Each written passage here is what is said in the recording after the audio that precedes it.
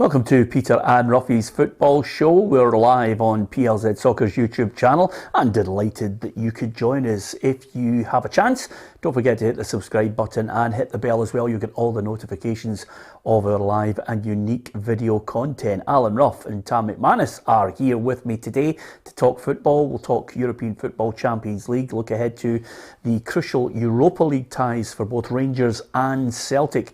I'll get the thoughts of Ange Postecoglou and Steven Gerrard on those crucial matches, and we'll offer our prediction. You can offer yours as well, and if you get a chance, don't forget, by commenting on the PLZ Soccer app, it will drop right into our box. We'll be able to read exactly what you're thinking, or you can actually record something. It will also drop in too.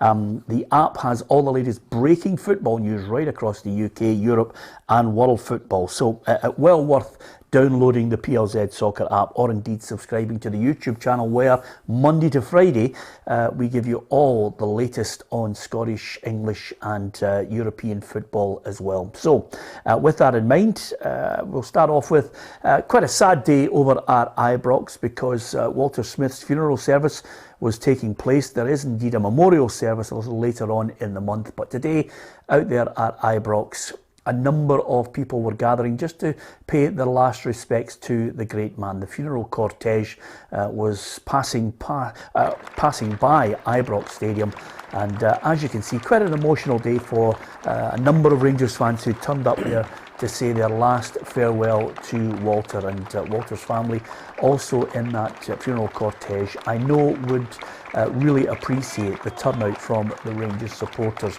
for a man who gave us all for the club he loved.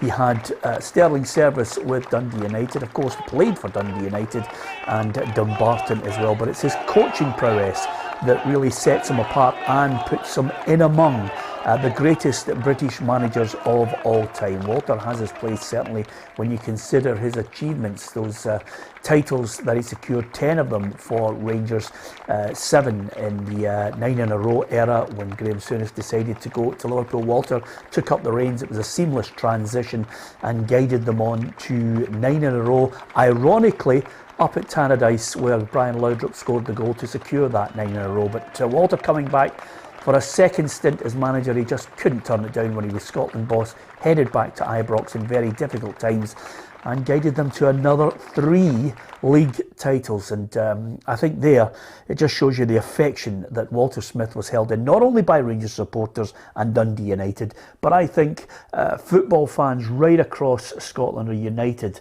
in paying their respects to him. Yeah, football fans are fantastic. You know, when it's one of theirs, you know, who unfortunately passes away, they get right behind the man or the woman and the club and everything, and it's a great sight to see. I think anybody that's been associated with clubs where their legends unfortunately pass away, some of the scenes are magnificent. You look at that today. I remember Davy Cooper's, I remember Tommy Burns. You know, the streets were lined, you know, for miles and miles, and it just shows you that the respect that these players and people get. Yeah, and I think a lot of people will respect the privacy that the family want around the service. The memorial service later on in the month, Tam, will be the perfect opportunity, I think, for those who were really close to Walter to reflect. Share a few laughs, because if there was one thing Walter Smith loved, was a great noise up. And you know, I'm speaking to a few people this week who knew him well. I read a lovely article by Chick Young that he'd written on the BBC website, because Chick obviously was really close to Walter and the crew. They all used to get together. We used to say, he's going to your Thursday club, but they were good friends. You know, you can, in those days, build up really good relationships with managers. I did it with Tam Burns and players as well. You were close to them. Yeah, you were, and I think it's different nowadays. You know, as you said, I can remember the video with Chick Young and Walter Smith, and I know Chick Young got a bit of stick, but you can see the camaraderie between the two of them. Definitely. That would never ever happen now, you know, between, and I'm sure that Chick got a few scoops off of Walter and different things, and Chick done Walter a favour. So, no, listen, it was a great send-off there, just seen that. A fitting send-off to a giant of a man, respected by everyone. And I think he's very similar to Tommy Burns. When you look at that, you know, Tommy Burns, when he passed away and was buried, and guys like Ali McCoist and Walter were carrying his coffin. So they transcend guys like John Gregg as well. They've got respect by everyone within football, not just Glasgow. So, no, I think that memorial in a couple of weeks will be fantastic. I think they'll share a lot of great stories about Walter, good and bad. And I'm certain that he'll get the send-off that he deserves. Yeah, if my memory serves me correct, I think you'll be able to actually tune in live to it, Ruffy. The Rangers TV, yeah. Which I think would be great, because obviously lots of people want to hear those little stories. Sir Alex is an absolute stonewall certain to be saying something about his great friend. Yeah, I think Sir Alex and Ali will be up there as well. You know, I'm sure he'll have a lot of memories. But it's amazing, you know, that I think every football player that's came through the doors at Ibrox and even in the dressing room has always got a memory about Walter Smith, you know, and I think that's a good thing about it. You know, they're all positive. They've all got a bit of humour, obviously a bit of sadness as well, but they all enjoyed his company, which I think is a great sign. Yeah, absolutely. And of course, Scotland manager Steve Clarke was talking about the loss of Walter Smith yesterday. I actually first came across Walter when I was playing for Scotland under-19s in the World Cup out in Mexico, way back early 80s. And he was there as coach to Andy Roxburgh, and I found him good fun. I found him a good coach, a good personality, good man, and it was the same all through. Anytime you bump into Walter, there was always time for a good conversation, and he would always leave you with a smile on your face. A good man. Yeah, he'll be sadly missed. Yeah, absolutely, and I think that's a recurring theme when everybody's talking about Walter Smith. Never mind the fact that he loved his football, and of course represented the country as manager as well as Steve Clarke there. I think people who met him on a personal level, certainly I can vouch for it. I know Ruffy on more than a few occasions, talking about the times we were in his company, and he was great company at that. Sadly, Walter no longer with us in the memorial services later on in the month, but I know Walter would have been looking on with great interest at Brøndby against Rangers coming up, and here's how that fixture fits into the Europa League fixtures that we are going to be looking forward to this week. Brøndby Rangers, Genk against West Ham United, Ferencváros against Celtic, and Leicester City against Spartak Moscow. Well, of course, Rangers sitting third in the group, 1 point behind Sparta Prague and 6 behind leaders Lyon, Ruffy. So it's a big ask, I think, for them to maybe get the second spot there, but we all know it's possible. I think second spot's a target. You know, obviously when Brøndby came, they didn't look particularly, you know, good. You know, so I think you'll go away from home and you'll realise that if your players can get back to where they were in Europe last year, they've got the ability to win that game. So second place will be the target, and to keep them in it. Yeah, Steven Gerrard had something to say on the game. This is his thoughts on the match away at Brøndby, especially after the last win.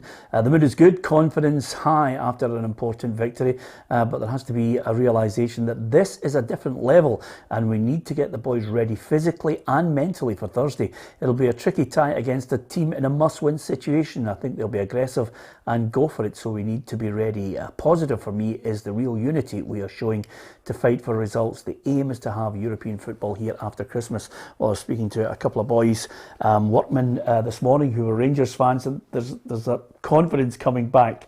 I think they were a wee bit worried a couple of weeks ago, but I was speaking to a couple of mates this morning, and they're like, no, it's starting to come back. That emphatic win over Motherwell, starting to see the signs, although on the evidence of the match against Brøndby, you wouldn't bet against them going over there and winning.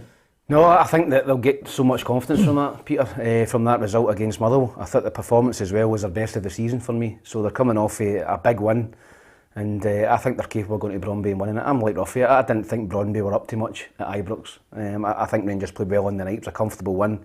Brøndby had a couple of chances, but it's a must-win game for Rangers. If they've got any aspirations, I think, they finish in second. They want to win this, and then they've got Sparta Prague at home. So they've got an opportunity there to go and clinch that second place. But tomorrow night, Thursday night, is a must-win, and I think they will. I think they'll win. Yeah, Glenn Kamara, 50-50 Ruffy, with a chance of making it. Ryan Kent is probably more positive. He's been travelling with the squads, and I think Ryan Jack, that's maybe 1 or 2 weeks down the line. No, I think Kamara's a big European player, and I mean, I've said this on numerous occasions. There's some players who suit the style of playing in the European games more than the home games, and Kamara comes into that category. We saw him obviously with Finland in the Euros. You know, he just strolls through the games. It's a different style of football.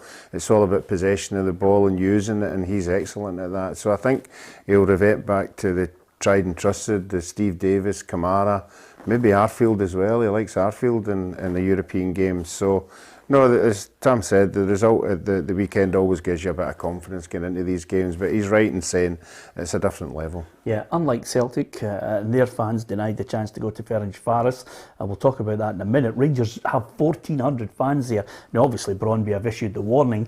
Any Rangers fan trying to get into the Brøndby end, which, you know, you can't knock everybody for trying. You know, when you think of Scottish teams, you think of Scotland international side, if there are tickets to be had, albeit in the wrong end, we always seem to be trying to get a hold of them. Now, Rangers fans will have to come up with one, Tam, obviously a really good Danish accent.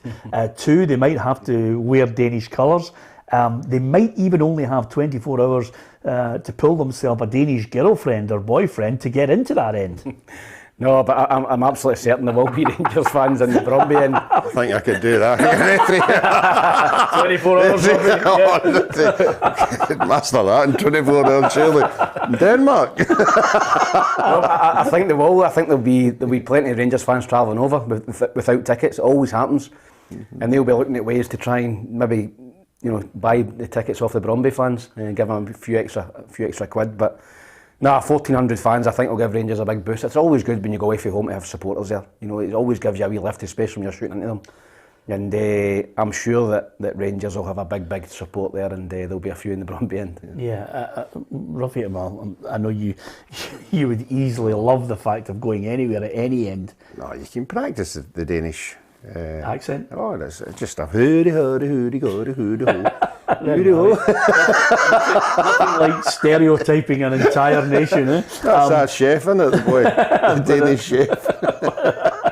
But I think, to be perfectly honest with you, as far as the game is concerned, though, Ruffy, I mean, Tam's not that enamoured with Brøndby. I thought they were, at best, shot shy, and I thought Rangers looked comfortable controlling the game. And I think when you consider Rangers going away from home against other sides, this is where I think Steven Gerrard really has not only a great insight because of his own European pedigree, but a good organisational quality to Rangers. They always look as if they're solid. There's been very few times when they've been really absolutely, you know, you think they're at 6s and 7s. I haven't seen that. No, well, they've never been turned over, particularly in Europe. They've went, particularly abroad, they've went then and looked organised. They've got goals at the right time.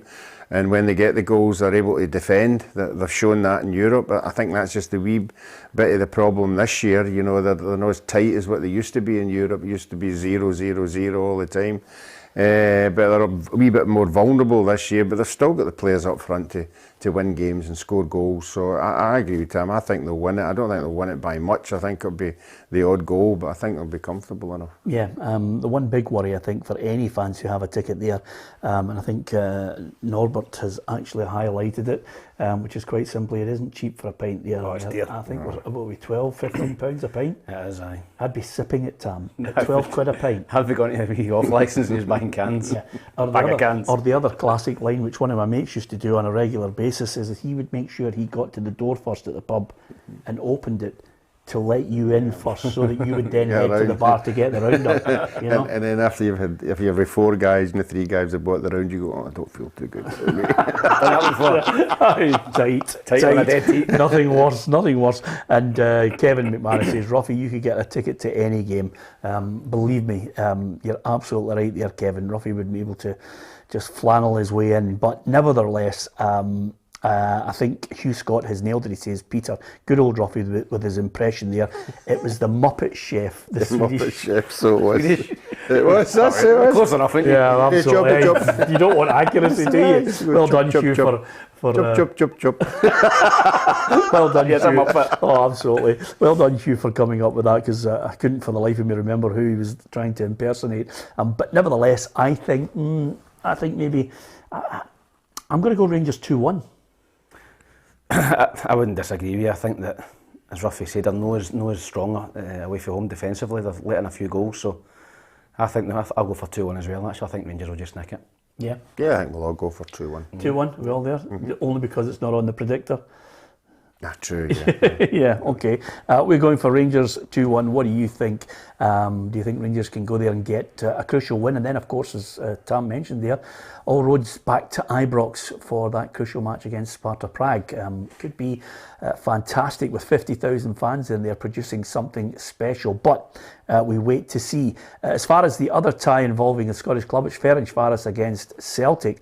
I noticed some of the Ferencvaros players were talking about the speed that Celtic played against them, the pressing, and of course disappointed that they lost the game. But for Celtic's point of view, is this one where they can, similarly to Rangers, go there and win? Yeah, I think it's similar. I think to get back to don't concede, if they can, you know, go across there and be solid and not give away anything stupid.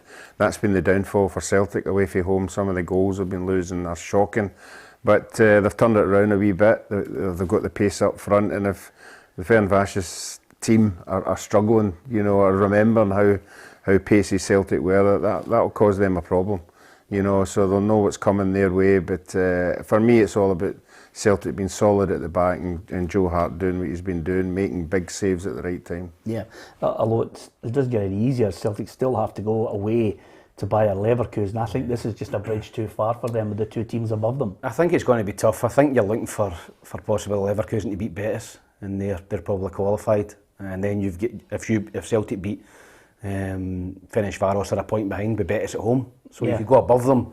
Obviously, you've got to go to Leverkusen in the last game. You know, you could possibly be needing to get something out of that game because you'd fancy Betis to beat Ferencvaros as well. So I think it's going to be tough. I think Celtic need to take probably 4 points for the next couple of games, and that would give them a chance. Yeah, so a win against Ferencvaros, a point away in Leverkusen, and then Betis at home for the last one. Yeah, I think that would be it. I think that's the Betis game at home could be the one, but you're looking for Leverkusen to beat them on Thursday as well. Starfelt out until after the break, Ruffy. Stephen Welsh is going to come in as his replacement. James Forrest involved after last week's return, and we're still waiting on Julian update from Celtic. Yeah, I think it's a wee bit of a blow for them at the back. You know, we kept saying that the settled team, you know, they were looking to, you know, losing as many goals as what they have been, but now this is another change with somebody else coming in. But the young boys come in European football and did okay, but I'm sure they would have preferred, you know, more experience in there getting into this game. Yeah, just a few of your comments as well. And don't forget, if you enjoy the show, share it with your friends. We're on YouTube consistently now, Monday to Friday, 4 o'clock live, or you can watch it at your leisure. If you download the app, you can watch it whenever on your phone. But you can contribute on the app by just basically going into submissions and posting your message right away, and it drops in. Fran Weldon says, I think Brøndby will be a different animal at home and will surprise Rangers. Well, we certainly hope that's not the case. Thanks to Jim McKinnon, who also spotted Ruffy's impression was the Swedish chef on The Muppet Show, which gives you an indication of when Ruffy really enjoyed television, because The Muppet Show, I think, was on telly, Tam, about 1974, right? Which makes it, Ruffy was around about 24, 25. So that's the type of programme you were watching, Ruffy. Yeah, them and the two old boys up in the gantry. Yeah, Adler and Waldorf. Fantastic. And we'll get as many of your points and read them out as we possibly can. But as far as the fans are concerned, well, this is a blow. And again, I don't know you, Tam, I cannot wait for us to finally get back to some kind of normality. I mean, I was listening, to the Chief Medical Officer talking about the COVID, which we haven't mentioned on this programme for such a long time, but it would be great to get back to some kind of normality where fans can get a huge allocation to go and enjoy football. Suddenly, Celtic find out this morning at 11 o'clock that the fans can't go. That's poor. I've no doubt there's many Celtic fans who have booked flights, booked hotels over there in Hungary, on the basis of they were going to get tickets. I think they'll still travel, and I think they'll still try and get in by hook or by crook. We know what supporters are like.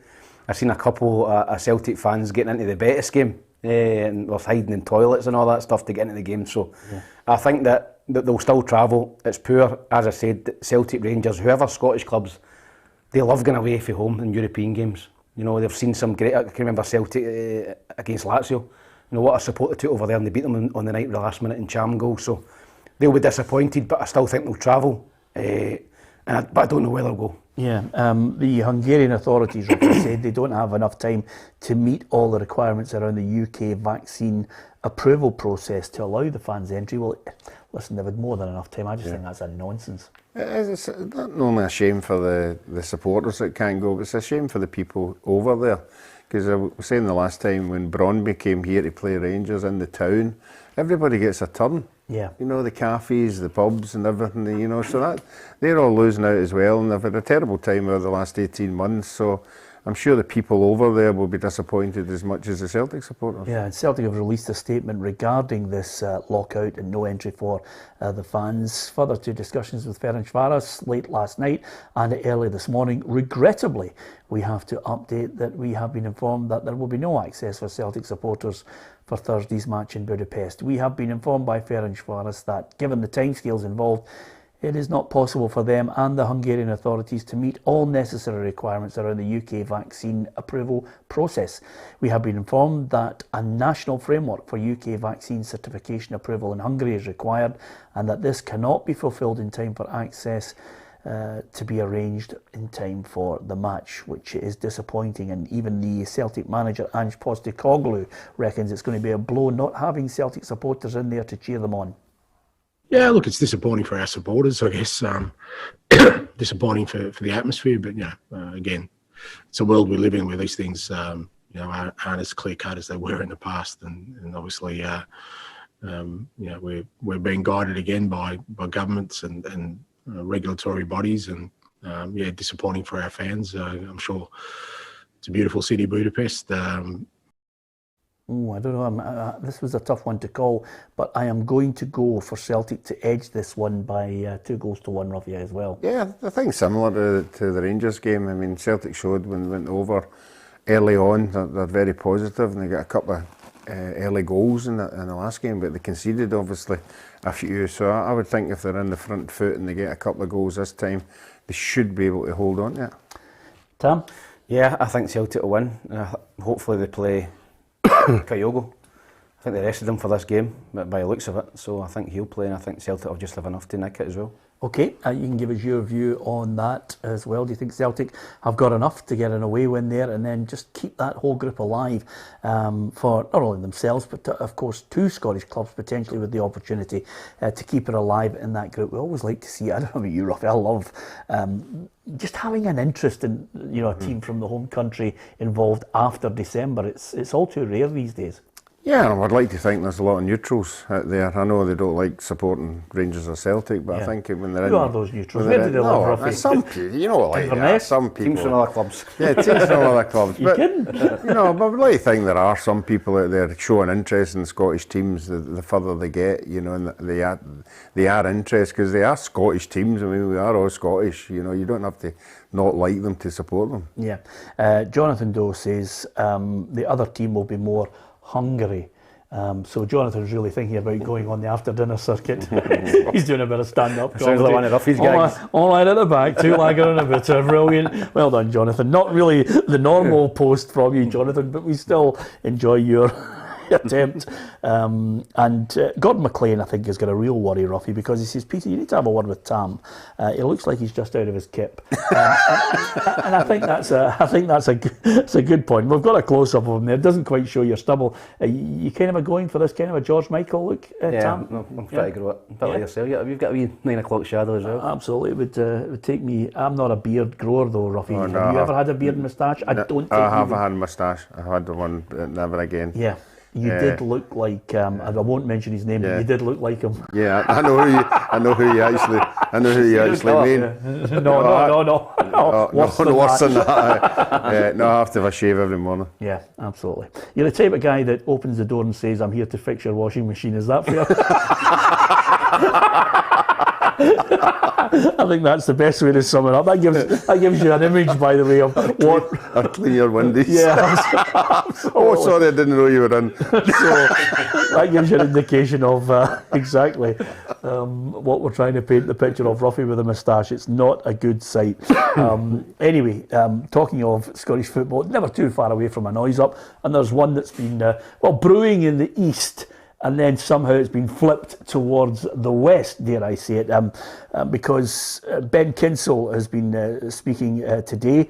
Your Hibs chief executive just had a pop at a journalist, first and foremost, on the story of the whistleblower who decided to tell everybody about the Hibs players maybe not following the protocol at the hotel. Listen, I think it's first and foremost, I think that Hibs have got every right to defend themselves. I'm sure that the Hibs players and the staff are doing everything they could within the COVID rules. I think you're always going to get one or two people who want to stick the knife in. I don't know this gentleman, you know, who knows, it's one person's word against, you know, another. And does his word hold any stronger gravitas on the fact that the Hibs players have COVID? Yeah, probably. But no one likes a grass rub. No, that's what I'm trying to say. No one likes a grass rub. Man trying to tell you. No one likes a grass. No, but listen, I think it's obviously very, very apparent in the Hibs camp that there's quite a lot of players with COVID. And all I can say is wish them all the best. You know, COVID myself not long ago, and it really knocked the stuffing out of me. People's health is the main thing. And I think it was ludicrous for the SPFL to, you know, rearrange the game for 3 days later when Hibs were really struggling with COVID. Well, that's a stronger point, Tam, and I think that's a more relevant point on it. Unfair to Hibs in their predicament. 8 players available, 8 positive tests, 7 development players affected, 4 close contacts, Ruffy, and 1 member of staff as well. So clearly, you know, you can't join the dots or form a definitive timeline with this disease. And for the person who decided to blow the whistle, Ben Kensel somehow manages to flip this and reckons that the journalist who wrote the story favours the blue side of Glasgow. Firstly, I'd look at the source of the information, and it unsurprisingly comes from the blue side of Glasgow, which is a point of speculation in itself. Look, I'm confident in our processes, and having investigated the claims, I trust our staff and I trust our players to carry out what's required to mitigate the spread of COVID, and they're aware of their responsibilities. What I don't really want to do is focus on, you know, a comment from, like I say, someone from that is completely unrelated, that's looking to just create trouble. It's not something. We're talking about a much wider, larger issue that's affecting the whole country here, and we've got one individual that just wants to create headlines. Okay, I don't know what kind of headline you can create other than somebody made a complaint, the story has to be written, and Hibs players have COVID. I don't know where Ben's coming from there unless he's trying to create some kind of siege mentality, East versus West, Ruffy. I'm not getting it. No, I don't understand that either. Unless he's unhappy with the journalist who passes comment on certain aspects of the way he'd written the story. But listen, everybody passes comment on situations like this. Yeah, and I think there is the odd individual who think they can, you know, leak a story or phone somebody with a story or whatever like that. It's not just any particular individual. But I think we've all got to get our heads round. You don't catch COVID just because you walk about a hotel, you know, where some of them didn't have their masks on. You know, you have to be in somebody's company for 15, 20 minutes, you know, and these guys are on a bubble. There are certain precautions. I don't know how it happened. Yeah, I know, but I mean, I don't think particularly 3 or 4 guys walking about without their masks on gave everybody COVID. You have to pin it down to where it actually happened. It could have happened anywhere, not just in that hotel. Yeah, I think the other point, which I think I have to back Ben Kensel on, is quite simply Hibs are like many other clubs. They do have stringent rules in place, but you know, there are areas where this disease has just managed to flummox even the most well-prepared. There are lapses every now and then, which we've all witnessed as stories over the last 18 months and beyond, Tam. Yeah, well, listen, I'm surprised this is just keeping me freshen just now. I think we've kept it under wraps very well, Scottish football, over the last few months, because COVID is rife in Scotland. You know, it's all over the place in the population. So I think that when you look at Hibs, this is probably the first real big breakout this season that I can think of off the top of my head. But I think it was very unfair for the SPFL to reschedule the game for 3 days later, because, you know, some of the guys are unvaccinated, you know, and that's their personal choice. But I think when you are unvaccinated, I think it's 10 days isolation. So I think it was unfair that they had to play the game 3 days later. They've came to their senses eventually. And the problem with Hibs now is they're not going to have a game for 3 weeks before they play Rangers in the semi-final. So that could be a big issue rather than the COVID. So I'm sure they'll be trying to arrange bounce games during the international break, but COVID affects players and people. You know, it's not just it's a wee illness. You know, as I said to you, I'm 40 and reasonably fit, and it really knocked the stuffing out of me. So these guys that are getting it and they've got COVID, it's going to take more than a week or two just to get over that. You know, Jake Doyle-Hayes, I think, had it and he's went off the boil, and I think that's probably due to that. He looks as if he's a yard short, so it affects your lungs, it affects these guys that are young fit athletes. So I think that's a bigger problem going into some big games for Hibs rather than anything else. Yeah, Neil Gray says, Peter, if it's proved that Hibs broke COVID rules before the Ross County game, what sanctions will the SPFL dish out to Hibs? Well, I mean, that... They'll deduct the points. If Hibs are proven to have broke any rules, I think they'll get the points deducted, because, you know, you've got to... I think there was other clubs last season who get points deducted. Yeah. Was it St Mirren? Yeah. I think it was, because they would never follow the rules in terms of coaches. So I'm sure the SPFL will have a thorough investigation into Hibs. Did they do everything right? You know, did they go up and travel? Were they following all the government restrictions? So Yeah. we'll need to wait and see.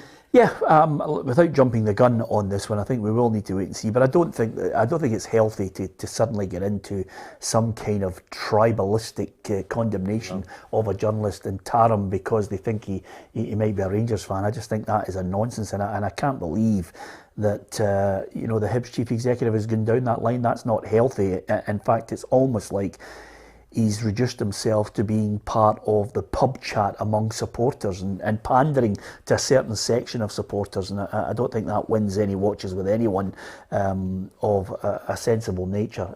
If there are rules that are broken, fine. If there's something that you're unhappy with that's been written with something, why don't you do the old style, which is lift the phone to him and tell him you're not happy with it.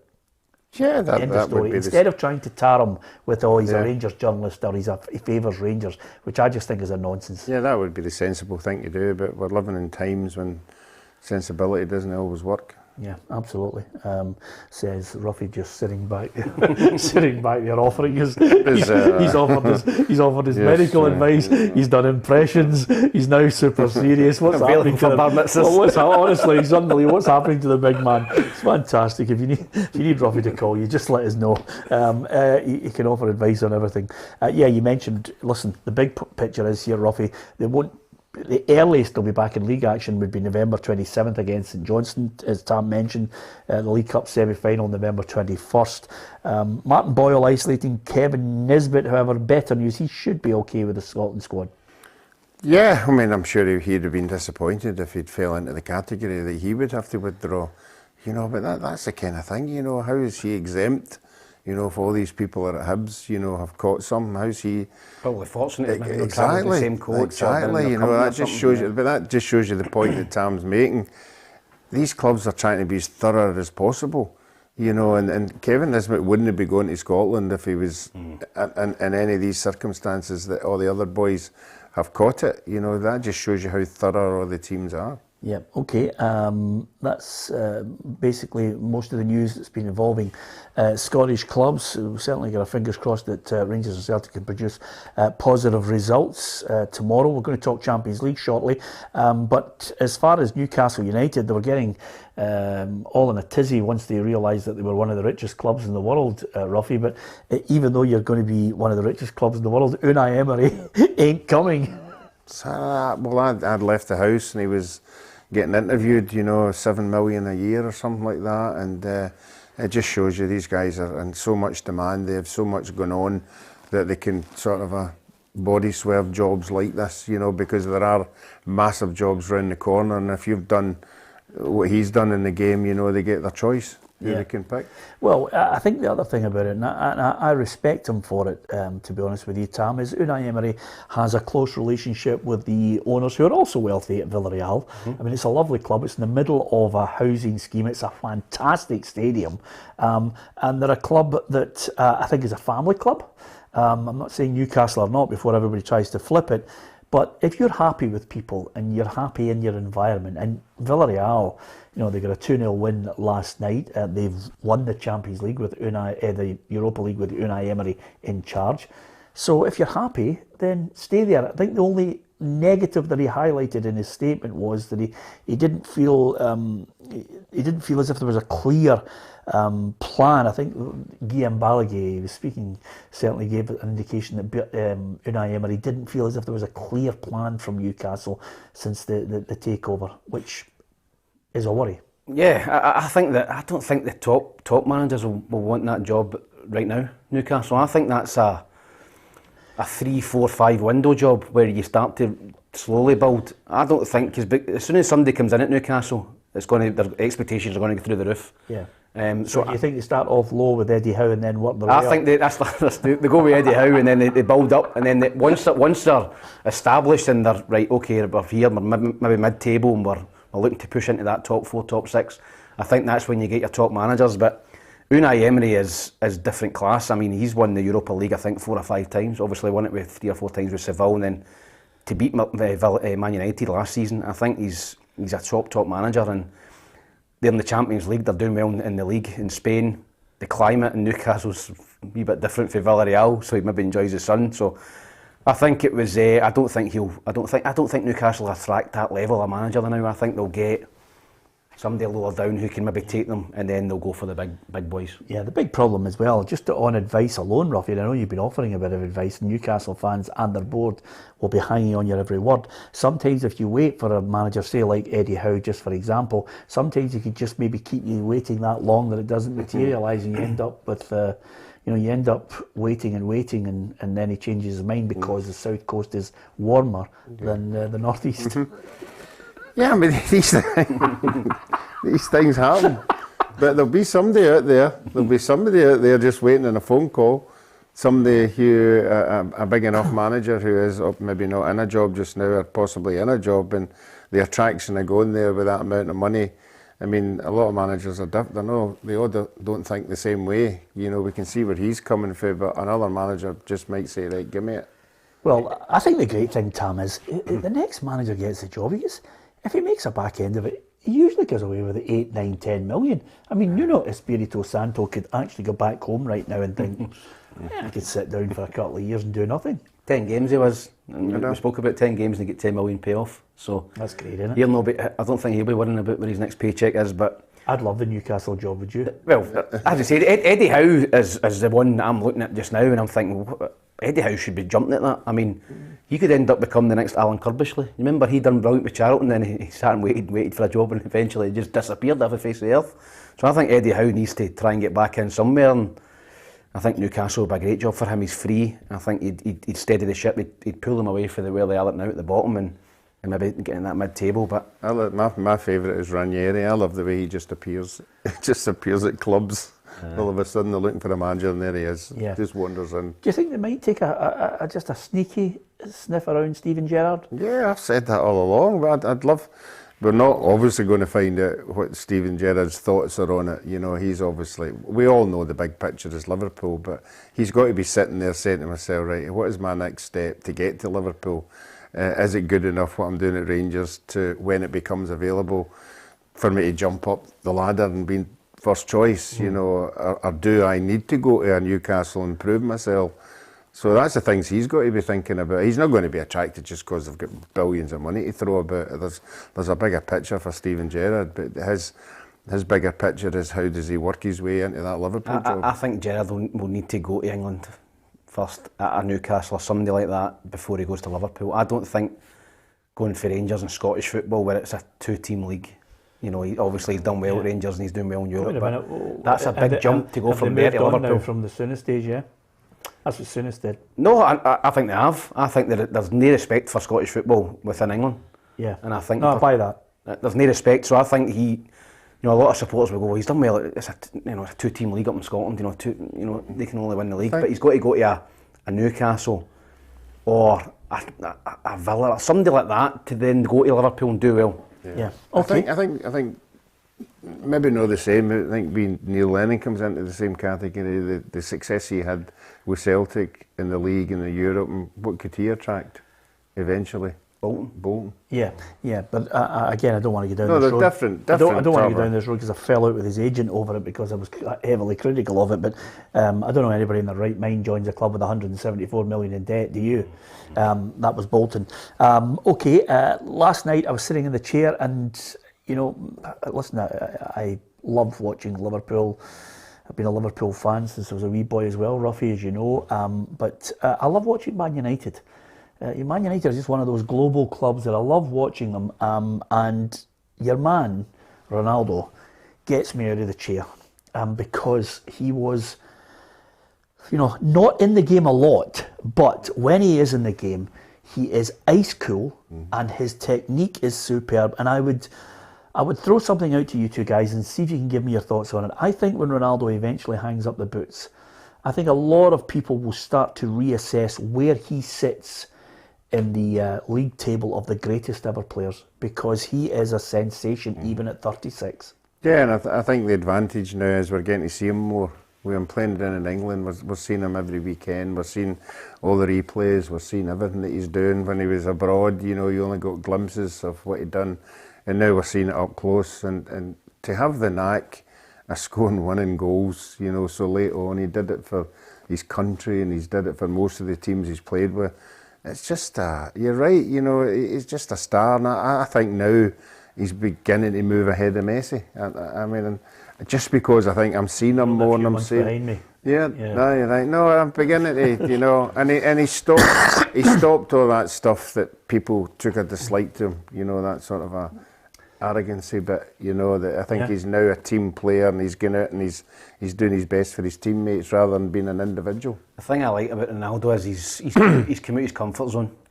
He's went to Juventus, you know, he's came to England, you know, he's went to Juventus, he's played in Spain, you know, he's come back to England and he's tested himself at the highest level in different leagues. And I think Messi's majority of his career at Barcelona, PSG, I don't think he's pulling up any trees at PSG, Messi. I don't think he's I think he made the wrong move. Yep. So, and then you look at, for country, I know Messi won the Copa America with Argentina, that was his first kind of major trophy with them, but you look at Ronaldo winning the European Championships with Portugal.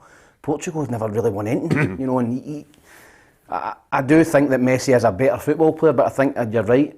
In the next few years, when both of them retire, and you look back and you go, look at their records, and you think, well, Ronaldo had a better record, you know, probably had a better record, you know, in terms of his club and country than Messi. Even though you could argue that, I would argue that Messi is a better player naturally. Yeah, but his Champions League contribution, his goals have been, I mean, the stats for his goals are absolutely outrageous. But even at 36, when some, you know, intelligent pundits were questioning the value of bringing him to Manchester United, I watched him in the game. It was written in the stars he was going to score against Newcastle, albeit a tap-in. Still scored the first one, banged in the second one, could have had a hat-trick. And then from there, you know, my belief is with Ronaldo, Ruffy, that he's such a genius, and his form for Manchester United in scoring crucial goals is merely prolonging the agony for United, persevering with Ole Gunnar Solskjaer. Because I think the Manchester United manager is out of his depth. Organisationally, they're all over the place. They've got individual players who don't play as part of the team, and their back line is murder. And Harry Maguire, for me, is the most overrated centre-back I have witnessed in a long time. Yeah, well, the 2 goals that Ronaldo have just scored recently has probably kept him in a job. You know, that's the way you have to look at it. And I agree with what you're saying. You know, there's a lot of games when he's not in the game, you know, but you're still sitting there waiting and I'm doing something. You never take him off. You just sit there waiting, right, when's it coming? Is it now? No, it's not there yet, maybe 5 minutes, and then bang, it's there. And that's a sign of a world-class player. Yeah, and of course, Ole Gunnar Solskjaer, quick to point out that some of the best teams across sports have special players like that you love to have in your team. Chicago Bulls had Michael Jordan. Roles and responsibilities, and of course Cristiano's a leader in the group, but that's what he does. He scores goals, but he does provide those moments, and I'm sure Chicago Bulls didn't mind having Michael Jordan either. So, you know, sometimes teams have the players they have, and that's why they are at Man United, and that's why they are champions at in Chicago Bulls. You just come up with those moments. Yeah, it was ice cool in the 91st minute of the match from him. No backlift, just make sure you hit the ball, strike it well, bottom corner, magnificent. I mean, I absolutely love watching him. Superb player. As far as Chelsea are concerned, it's all looking good for them. I think Chelsea will take some stopping this season. I mean, they're just going about their business. They're maybe not as, maybe not the ultimate flair side, but they're doing their business. They're getting the wins 1-0. They're doing well in the league. They are, and for me, the big difference between Chelsea and the rest is they are so solid at the back. I think they've lost 3 goals in the league. You know, in Europe, they just don't lose goals. You've got Kante and Jorginho, who for me are 2 of the best sitting midfield players in the world, sitting in front of that back 3, back 4, and they've got players in the forward areas who are now all starting to settle in after a couple of seasons in England, and you obviously look at Lukaku. So I think Chelsea look very, very, very strong, and I think he's a top manager, Tuchel. They all work hard, they've all got a clear plan, and that's the difference between them and Man United. You're right. Man United plays individuals, it's just who can produce on the day. Can Ronaldo get us out of jail? There's no clear plan. Chelsea presses a team on and off the ball, and they've got a clear way of playing, and that's going to be the big difference. Yeah, and last point on that, if I was going to offer any of my services to Manchester United, Ruffy, it would be as a taxi driver for Pogba in the summer. Out the door, thank you very much, on you go. Yeah, I think he's gone. I think that's already done and dusted. I think his future has been sorted as we speak. There you are. Hey, insider track. Who's the agent again? Raiola? You in bed with him? Yeah. No, we've already inquired at Thistle. You've already had his brother there. His brother, his brother there. Tonight's fixtures in the Champions League, which one's going to catch your attention? I'm being a good dad tonight, Ruffy. I'm going to take my daughter quickly out for a wee bite to eat and just get her back in time so she can do her homework and I can settle down on the couch and watch Liverpool Atletico Madrid. Here's the fixtures that are on tonight. Real Madrid, Shakhtar, AC Milan, Porto, Sporting Lisbon, Besiktas, Borussia Dortmund, Ajax, Sheriff against Inter Milan, Man City, Bruges, Leipzig against PSG and Liverpool Atletico. Yeah, Liverpool's probably the one, isn't it? Yeah. I like Atletico. You have to play particularly well to break them down. You know, they're another team who can sit in and frustrate you and nick a wee goal, but certainly Liverpool just now, the stars they've got, Salah's on fire just now, so you would expect them to win that one. Yeah, and I always like a wee bit of needle as well. Klopp and Simeone not seeing eye to eye, and the Liverpool manager will not be shaking his hand. Well, it's not necessary, but now I know he doesn't want to do it after the game, so no problem. So before the game, we shook hands actually before the game, so we'll do that probably tomorrow night as well, I assume. But after the game, no, fine, absolutely no problem. And then we all can go home happily, at least in that department. And but in between the two handshakes, it's a very important game for us. Yeah, if Liverpool win this one, they'll be qualified right away, which is with games to spare. Did you shake hands with players at the end of the game, Tam, religiously? Did you do that? Yeah, after every game. Even if you get absolutely battered? Yeah, even if I've probably been on the bench, but then hooked off. But, no, I think it's just a sign of respect. Win, lose or draw, you shake hands after the game. Obviously, there's, particularly on the park, you might have a wee bit of a feud with somebody on the park, you know, maybe tackles flying in, but it's the same on the bench. But Klopp's obviously knows now that he doesn't shake hands, Simeone, supposedly after the game, so I don't think he'll be offering it the night after it, will he? Well, they shake hands before the game, Ruffy, but after it, apparently, I don't know if it's a South American thing, boom, straight down the tunnel, I'm not having any of it. Yeah, it must be something. Something's happened Somebody somewhere. getting beat. Yeah, something. I don't understand.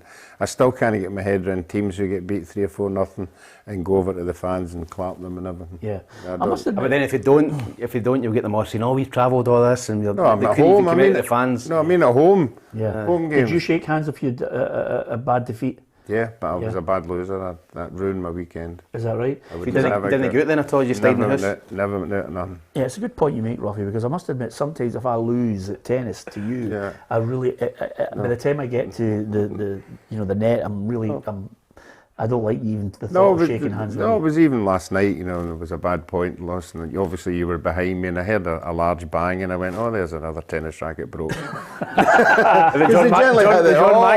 They generally just fly a bit, you know. They've been known to cover a couple of courts. That's the nature of it, Ruffy, to be honest with you. As far as Manchester City are concerned, there's a Manchester derby coming up, but Pep Guardiola reckons this game tonight is far more important, and that tells you that Pep Guardiola, I think this season more than anything, people are looking saying, Champions League, that's what you were brought for. Yeah, that's the one thing missing in it on his CV at Man City, you know, is that Champions League, and Man City have spent $1 billion to try and win that trophy. You know, that's what the owners want, that's what the supporters want, so, you know, they fell short the last couple of seasons. I think this season, I think they've got a chance. I think you're looking at your Chelsea, Man City again. You know, the English teams are so strong at the minute. Liverpool, you know, so I think there will be an English winner this year. But whether it's Man City or no, we'll need to wait and see. Yeah, okay. Listen, Ruffy, great line from Steve McNamara, who says, did you shake hands with wee Robbo and the Hearts players every time they hammered you in the derby? Never won a derby, that is some start. Did you win one? I won a few at home, Yeah, never won at well done, Tynecastle. Stephen. Great noise up. Did you? No, yeah, of Did you course I shake did. hands with me, Of Rob? course I did. Of course Yeah. I did. Yeah, but I went down the dressing room, into the dressing room, and never spoke to anybody. Is that right? Yeah. Would you get in, get a shower, get in the car, and then just go home? Yeah, I On actually a played. downer. I actually played the Hibs Hearts game, and Hearts beat us at Easter Road, and they scored in the last minute, and I went into the dressing room and just lifted all my clothes, and went out and into my car with all my gear on. Is that right? Mm-hmm. In front of the crowd? No, just came out the players' entrance. Did the manager fine you for that? Aye.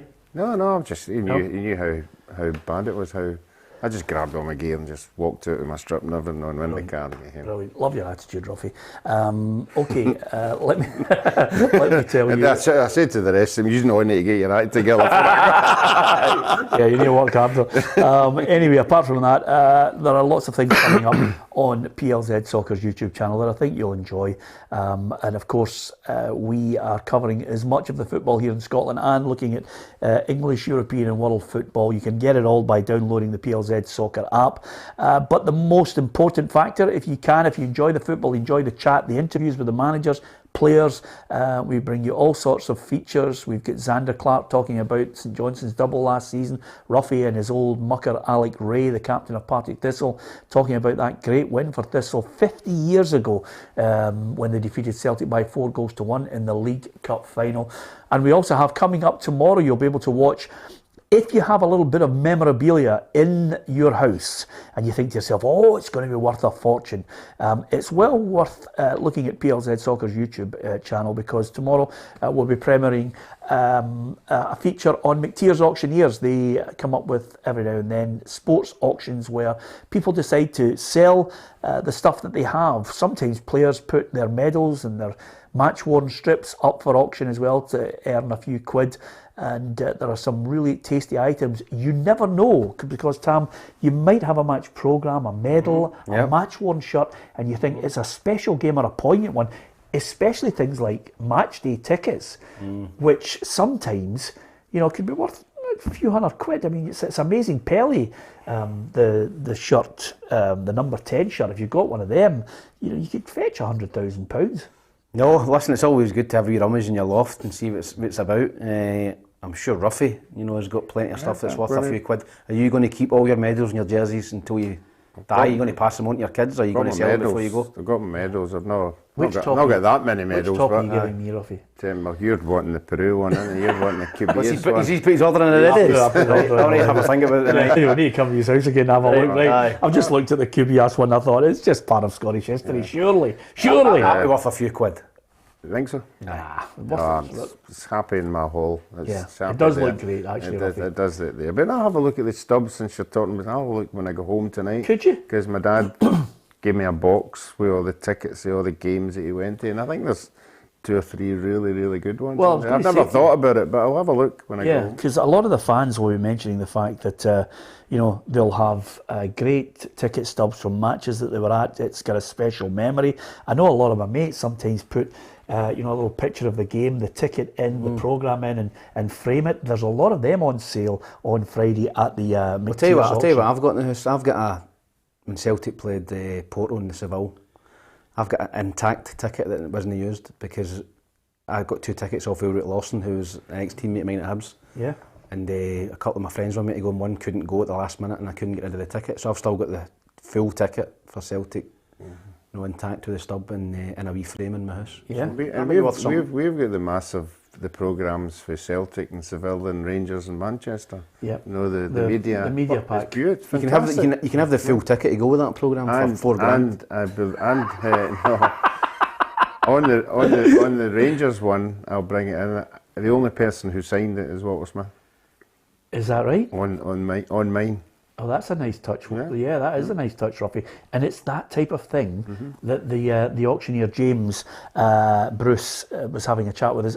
It's a great watch. I mean, it's not a long one. If you think you've got something, a great one, it could be. I'm thinking a number of my Jambos mates for a noise up for you who would have the 5-1. Which is a cup final not to be forgotten.